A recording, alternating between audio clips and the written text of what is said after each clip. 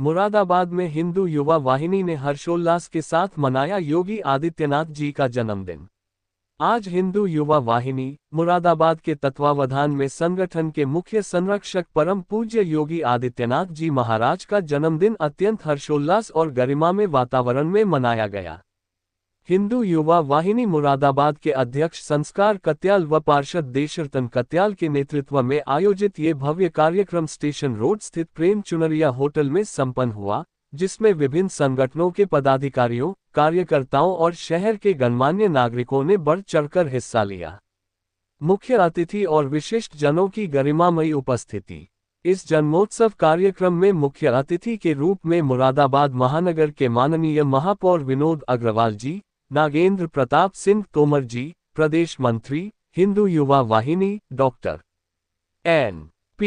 सिंह जी, प्रभारी हिंदू युवा वाहिनी मुरादाबाद मंडल राजू कालरा जी, सदस्य मुरादाबाद विकास प्राधिकरण अमित गुप्ता जी, महानगर अध्यक्ष विश्व हिंदू परिषद बालाजी दीनानाथ जी, महंत क्षेमनाथ धाम संभल डॉक्टर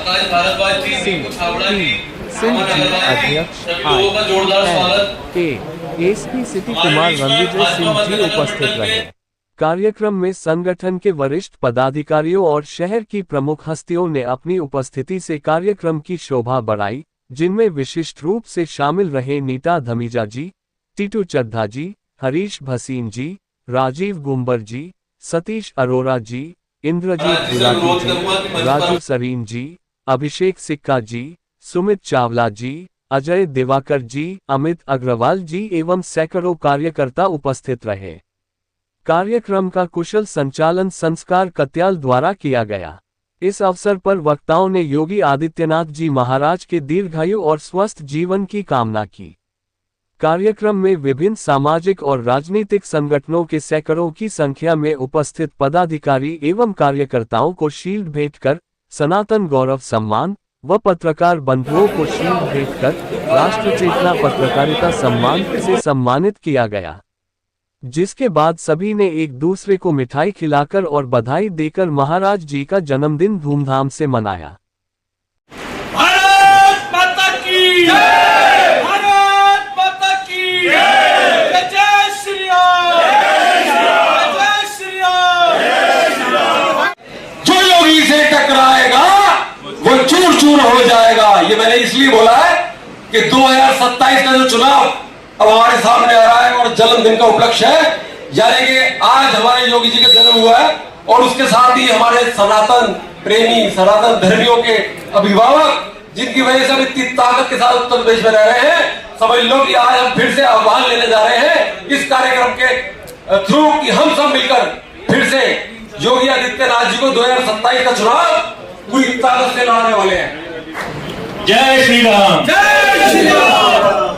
सम्मानित मंच, यहाँ पे उपस्थित शहर के अति सम्मानित लोग, जो कार्यक्रम है उसको सजाने के लिए संस्कार कत्याल जी, देशरतन कत्याल जी, आशु सिक्का जी, राजू जी और आपकी सभी पूरी टीम को बहुत बहुत शुभकामनाएं, बहुत बहुत धन्यवाद।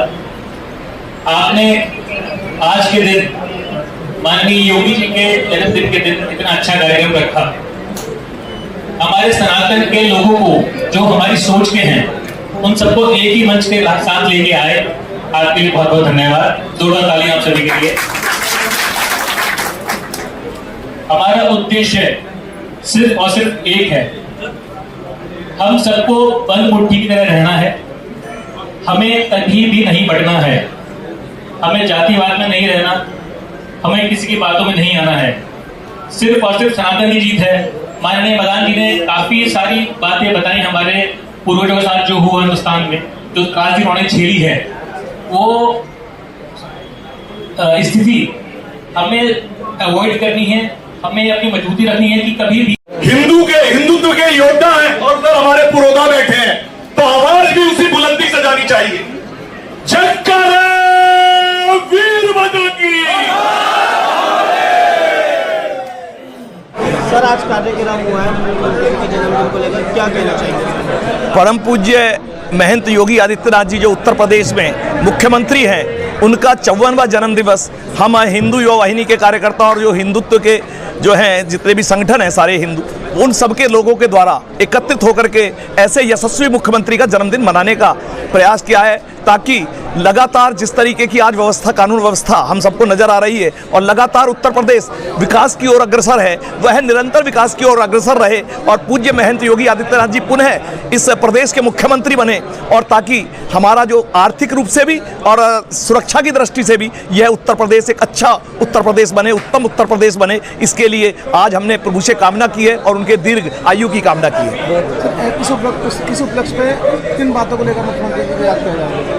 मुख्यमंत्री जी ने अब तक जितने भी कार्य किए हैं, आपने देखा होगा कि जब इससे पहले जो सरकारें थी, आपने देखा होगा कि कहीं जब इस देश का बंटवारा हुआ तो इस आधार पर हुआ कि हम लोगों की जो अजान और मंदिर की घंटियां, हम एक साथ नहीं रह सकते, हमें अजान से परेशानी होती है, हमें घंटियों से परेशानी होती है, इसलिए उन्होंने देश के टुकड़े टुकड़े कर दिए और देश बांट दिया गया।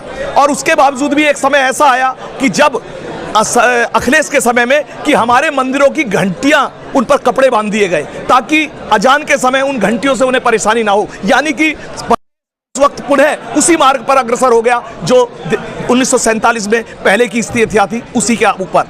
पूज्य योगी आदित्यनाथ जी, मुझे खूब अच्छी तरह ध्यान है, अखिलेश जी के समय में कानवाई लग करके चला करती थी और किसानों की तो ये स्थिति थी कि किसान अगर ट्यूबवेल पर सो गया रात को अपने ट्यूबवेल की सुरक्षा करने के लिए, तो वो जीवित लौटेगा नहीं लौटेगा इसकी कोई गारंटी नहीं होती थी। अगर वो नहीं गया अपने ट्यूबवेल पर तो उसे ये नहीं होता था कि उसका मोटर स्टार्टर पट्टा वो भी सुरक्षित रहेगा नहीं रहेगा। और पर सड़कों की क्या स्थिति थी, राहजनी, रोड होल्ड अप और जो है डकैतियां, फिरौती एक उद्योग के रूप में ये चल रहे थे पूरे प्रदेश में, जिस कारण से उद्योग धंधे उत्तर प्रदेश में आने बंद हो गए थे।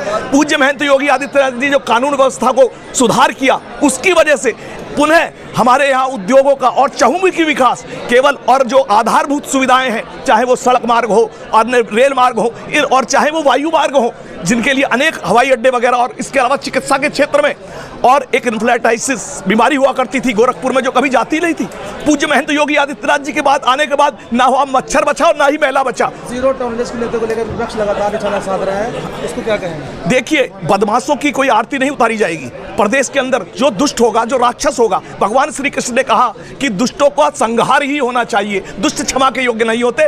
पूज्य महंत योगी आदित्य जी महाराज उसी पर चल रहे हैं कि साधुओं की, संतों की और आम लोगों की रक्षा हो, लेकिन जो दुष्ट प्रवृत्ति के लोग हैं उनका संहार होना चाहिए, वो जीवित रहने के योग्य नहीं है। उनको या तो जेल में होना चाहिए या फिर यमलोक में होना चाहिए।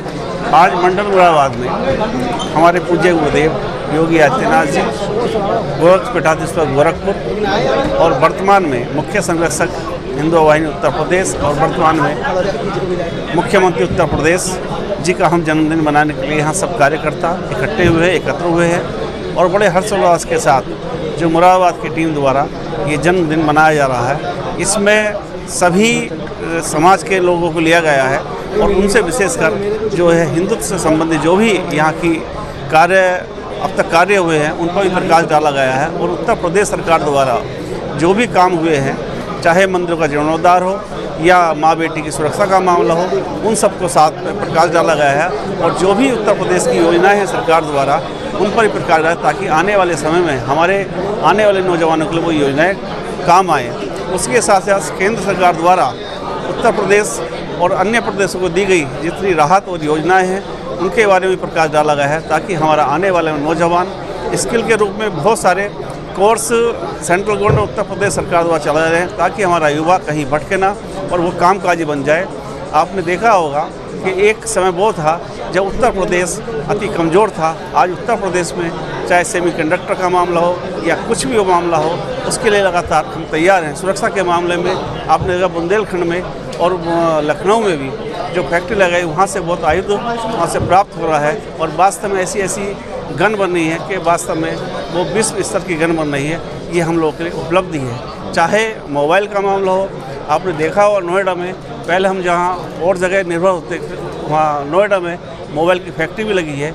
उसका उद्घाटन हमारे माननीय मुख्यमंत्री जी द्वारा किया गया था। लगातार बहुत सारी योजनाएं ताकि हमारा युवा कहीं भटके ना और लगातार अपने मार्ग चलता हो, उत्तर प्रदेश के साथ साथ हमारे भारत की उन्नति करता चले। इन्हीं के साथ देखिए, आज हिंदू युवा वाहिनी के मुख्य संरक्षक परम पूज्य महंत गोरक्ष पीठाधीश्वर योगी आदित्यनाथ जी महाराज के जन्मोत्सव के कार्यक्रम को हिंदू युवा वाहिनी के कार्यकर्ताओं ने बहुत ही हर्षोल्लास के साथ मनाया है। और आज इस कार्यक्रम की शोभा बढ़ाने के लिए शहर के विभिन्न प्रकार के लोग, समाज सेवी, चिकित्सक और हमारे शहर के जनप्रतिनिधि इसमें सम्मिलित हुए और हिंदू युवा वाहिनी के वरिष्ठ प्रदेश के पदाधिकारी हम लोगों का मार्गदर्शन करने यहाँ पर आए। और मैं इस प्रांगण में इस कार्यक्रम को सफल बनाने के लिए आए सभी अपने भाइयों का, सभी हिंदू संगठनों के कार्यकर्ताओं का और हमारे संगठन के पदाधिकारी और कार्यकर्ताओं का आभार प्रकट करता हूँ कि उन्होंने पूज्य महाराज जी के जन्मदिन के उपलक्ष्य में आयोजित अखंड भारत का संकल्प वैचारिक महाकुंभ नामक संगोष्ठी के कार्यक्रम को सफल बनाया। और एक दिन ऐसा आएगा जिस दिन पूज्य महाराज जी आज तो प्रदेश की गद्दी को संभाल रहे हैं, वो देश की गद्दी को संभालेंगे और अखंड भारत का संकल्प जो है वो पूर्ण होगा।